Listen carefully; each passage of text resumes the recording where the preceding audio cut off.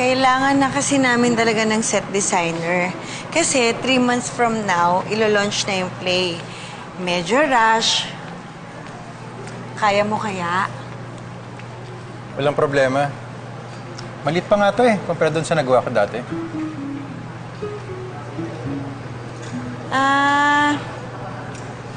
Ganun ba?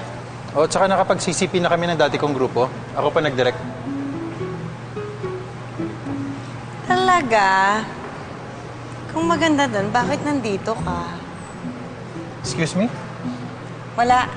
Halika na, papakilala na lang kita doon sa mga makakasama mo. Bakit? Kakakilala pa lang natin kanina. Bakit parang ganyan ka? Parang asar na asar ka sa akin. Oo nga eh. Huwag mo na lang akong personalin. Hindi lang talaga ako sanay sa mga taong mayayabang. Uy.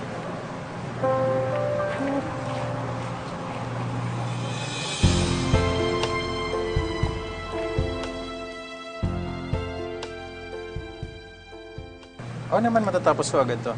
Tsaka nakikita niyo, konti pa lang. Dadagdagan ko pa, medyo puno talaga yung stage. Medyo mabilis nga yung gawin. Sandali ah. Ilang years? Bakit? Ano meron? Oh, Lucy! Sumangot. Ano na naman kailangan nun? Wala naman, nakikipagkwentuhan lang. Tungkol sa mga experience niya dati sa niyang theater. Di ba? Nagyayabang na naman. Hindi nga, nakikipagkwentuhan lang. Gano'n na rin yun. Ano bang sinasabi niya? Di ba na mas malaki yung theater group niya dati? At mas may pera sila, kaya nakakapag-perform sila sa kung saan-saan. Bakit di na lang siya bumalik doon? Grabe ka naman, Lucy. Grabe yung galit mo kay Chito, ah. May ginawa ba siyang masama sa'yo? Wala. Wala naman. Ayoko lang sa kanya. Masyado kasi mahangin. Akala ko nga nakausap kayo kanina, lili pa rin kayo. Ha? Talaga bang ayaw mo kay Chito? Baka may pinagtatakpan ka lang. Tama. Ano naman? Baka gusto mo siya. Di ba nga, the more you hate, the more you love. Correct. Sus, kuwari ka pa, Lucy. Oy, hindi ah. Excuse me. Ay, nako. Kung nakakamatay lang yung tingin, kanina pa ako nakabulagta dito. Ha? Si Lucy, ang sama ng tingin sa akin. Alam niyo, mula na first day ko dito, parang bigat ng dugo niya sa akin. Ganun talaga, pre. You can please everybody. Kung ayaw sa'yo ng Lucy, hayaan mo na siya.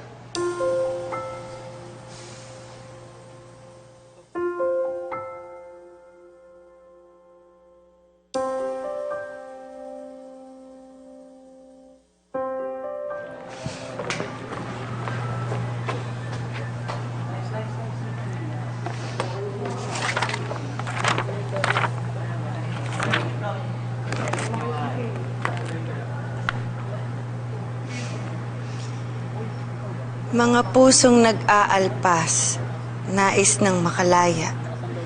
Hanap ay pag-ibig na walang katumbas. Hayaang tayo ay lumigaya kahit sa piling ng iba. Ibigay ang huling yakap, ito na ang wakas. By CV? Sa'yo yan? Sorry. Napulot ko lang sa lapag eh. Hindi ko sinasadyang mabasa. Sorry talaga. Pero okay yung ginawa mo. Hindi ko ina-expect na marunong kang gumawa niyan. Kala ko kasi puro forma ka lang. Langaw man sa iyong paningin, may damdamin din. Wow! Okay na sana eh, pinakorni mo pa. Pero, gusto ko siya.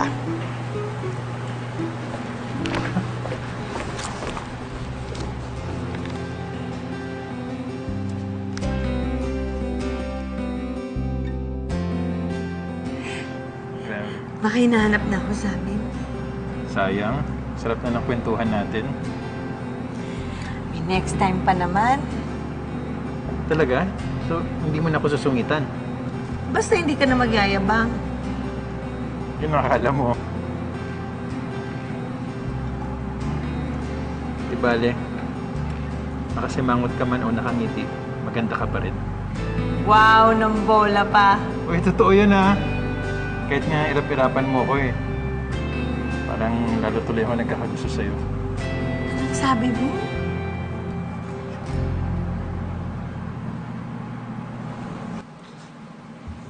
Chito,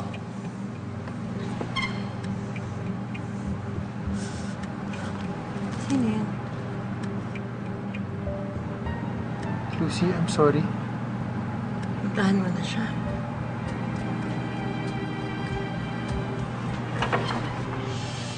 Lucy, sandali.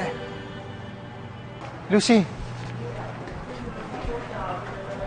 Lucy! Lucy, sandali! Mag-usap tayo. Itaiwan mo nga ako. Pinagtitinginan nila tayo. Eh, mas obvious kasi na may problema pag iwas ka eh. Kausapin mo naman ako. Sige na. Parang kasing... Hindi naman talaga tayo close. Kalimutan na nga natin nangyari. Sandali. Nung magkausap tayo kahapon, sobrang saya ko. Noon ko lang naramdaman yun. Sa'yo lang. Alam mo yung parang natagpuan ko na yung matagal ko hinahanap. Lucy, maniwala ka oh. Sa girlfriend mo sabihin na. Huwag sa akin.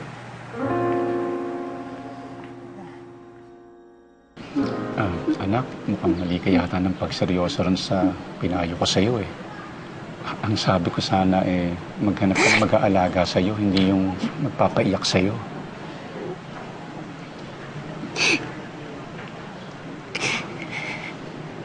Ayoko na po, Tay.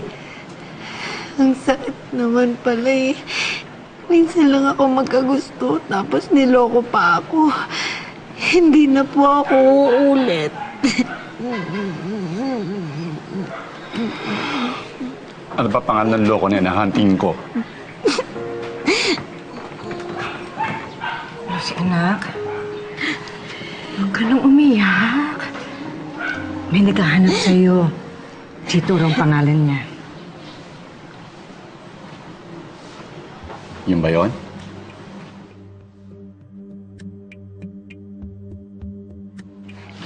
Tay! Tay! Magandang hapon po. Los Santos! Los Santos, ano ba? Tarantado na yan. Ang lakas ng loob mo pakita rito. Piniyak mo tong anak ko! Huminahon ka nga! Mamaya ka naman natakihin dyan! Chito, umalis ka na, please! Ma'am, sir, nagpunta po ako dito para humingi po ng tawad. Nung nakilala ko po si Lucy, hindi ko naman po sinasadyang magkagusto sa kanya eh. Hindi ko rin po sinasadyang masaktan siya. Pero ngayon po, gusto kong linawin yung intensyon ko. Lucy, gusto kita. Gustong-gusto. May girlfriend ka! Wala na. Tinapos ko na ng maayos. Dahil gusto ko magsimula tayo ulit. Lucy, please. Give me one more chance. Niligawan kita. Pati yung mga parents mo. Pangako po, hindi ko nasasaktan ulit si Lucy.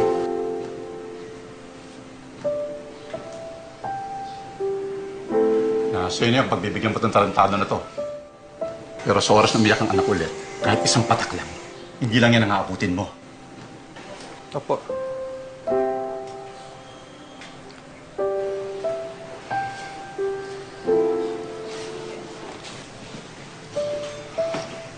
Tara, iluwan natin yung mukha mo.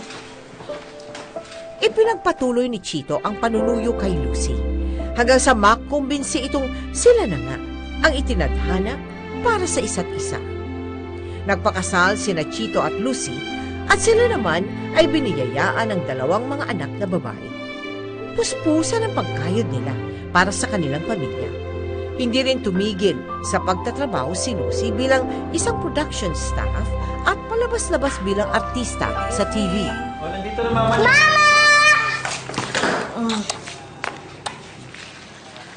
Magpahinga muna si Mama, ha? Tapos mamaya, i-check ko na yung homework niyo. Pa, ikaw, kamusta na yung script mo? Okay naman. Pre-pod na kami next week eh. Kaya gusto ko sana lumabas tayo ng mga bata bukas bago ako maging busy. Punta tayong theme park, pa! Ayoko dun, pang bata dun. Bata ka pa naman, na. Nagmamadali ng magdalaga ang panganay ko. Pero pa, Oh, naka-oo na ako kay Jess bukas. May audition kami bukas na umaga. bukas? Para saan daw yung audition? Hindi ko nga alam eh, pero okay na rin yun. Kasi sayang naman eh, racket din eh. Sige. Lumabas na lang tayo pag uwi ko. Ha? Huwag ka nang magtampo. Pa, huwag ka nang magtampo. Babawi ako. Tampo. Huwag ka nang magtampo. Huwag ka nang magtampo. Sige na, okay na.